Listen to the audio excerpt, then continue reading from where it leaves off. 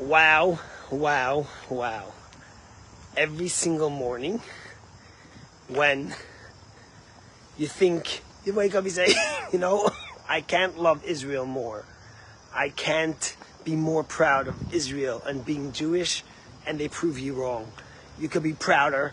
You could love Israel even more and be in awe by the genius and the courage and the strength of Israel, that Hashem gives it the strength and the long arm to punish evil.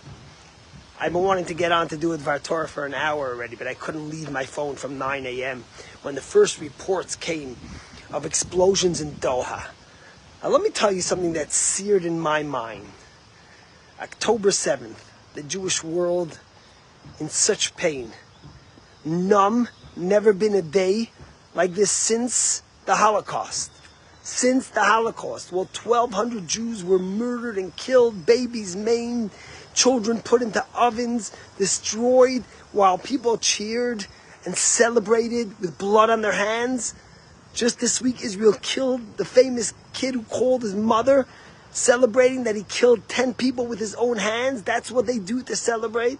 And on that morning, there was a video that came out of Qatar, where the leaders of Hamas were seen praying and bowing and thanking God, their Allah, so to speak, and celebrating the murder and the butchering and the maiming of 1,200 Israelis. And don't forget, they would have taken many more if they were only able to. And the world had played this game like Qatar is some honest mediator and broker. But yet, they fund Hamas, they allow them to live by them, and they literally play a cover. Qatar is the biggest terrorist funding state in the world.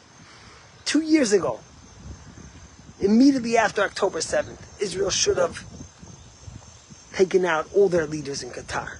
But Israel didn't. But today was different. While these murderous leaders, Khaled Mashal and Khalil and all these people who celebrated in that picture were meeting in Doha, at the Hamas headquarters in Doha, Israel sent precision missiles from the Air Force, 1,700 kilometers away from Israel, and bombed it and wiped out all the leaders. I think if you go back to that picture, you will see that almost nobody is alive anymore. When Israel said after October 7th that we will go after every single person that was involved in perpetrating the horrors of October 7th, they meant it. They did it in Iran, they did it in Lebanon, in Syria, in Gaza, and now in Qatar. Notice to the terrorists Hamas in Turkey and anywhere else in the world. When we say never again, we mean never again. And when we say that we have to defend ourselves, the Jewish people and Israel, we will. It makes us so proud to be Jewish. Just this Shabbos and Shalom, we read the portion where Moses, right before he dies, on the cusp of Israel going into the Holy Land, Moses turns to the Jewish people and he says, he reminds us that Amalek has to be annihilated. We can't leave anyone alive. In fact, if you read the biblical story of King Saul, why was he punished? Because he left the evil alive. Moses warns the Jewish people that the only way for prosperity in the land of Israel is for them to wipe out Amalek. There's no greater morphosis of Amalek in today's day and age than Hamas. And today Israel sent a message. No more playing games and hiding behind the shadows as a broker and harboring terrorists. You harbor terrorists, you harbor people that want to kill and maim Israeli babies and children and grandmothers and survivors of Auschwitz. We will come, we will get you. We have patience. It could take a month, it could take 2 years, but you won't be safe anywhere you want. One of the people that they say might have been killed, Khalid Mashal, was targeted by Israel in 1997. and he escaped. Took 28 years, but I think he might have ran out of luck.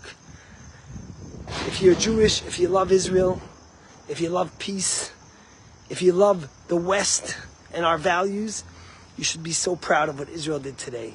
You should remember, last week Moshe warned us, you should eradicate the evil and the memory, and blot out the memory of Amalek. And this week he says, when you come to the land that God gives you, reaching the promised land, Israel takes courage. Yesterday was such a hard day for us. 6 Israelis were killed waiting at a bus stop. 4 soldiers were killed in Gaza City. And then today in the morning, I woke up and I saw the most devastating, painful thing. I saw that there was a reservist soldier in Rehovot in Israel that took his life and killed himself on the day of his wedding, suffered from PTSD. We don't fool ourselves. Every Jew knows and understands the sacrifice that these Israeli soldiers have been making for 2 years. The reservists, the young kids. I looked at the faces of those 4 soldiers who were killed by Hamas yesterday, barely 20 years old, the cutest young faces, young soldiers. All they wanted to do was have a life and a promise of a life to live in peace and be able to succeed.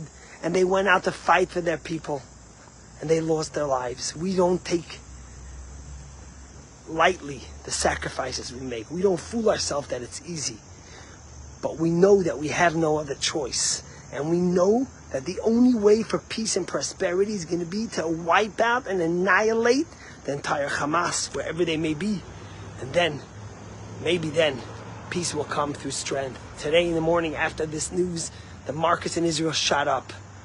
People understand the opportunity that there is in Israel, but they know that it won't come till we finish off Hamas. Today's another proud day to be Jewish, to be Israeli, and to know what never again means never again. God bless.